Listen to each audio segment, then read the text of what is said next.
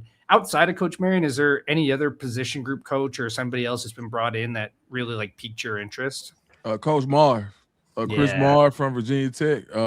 He sat out last year. I'm very familiar with him. He was a rising star in the industry. He was one of the youngest Power 4 defensive coordinators. He had APR, Antoine Powell Ryland, who was second in the nation in sacks. Also, I believe he led the nation in. He's either 1 or 2 in tackles for loss, but he had a crazy amount. And that was based on the defense that he was calling. Now, it didn't go his way.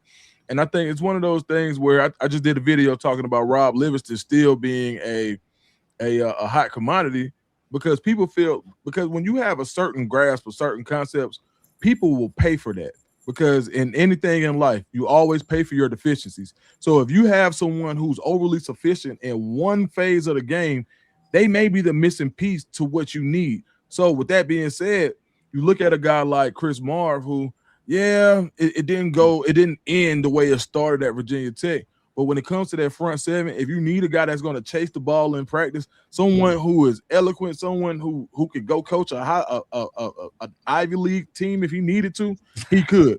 And he's straight out of Memphis, Tennessee, so he's really relatable. So I think Chris Marve is one of those guys where he's going to be able to speak the language with younger guys, and he can communicate effectively no matter where he is. And I think that's really important, the communication and understanding when you're looking at building leaders. And I think that this is what that team needs more than anything, leaders, and that he's a great candidate to help these young men become leaders.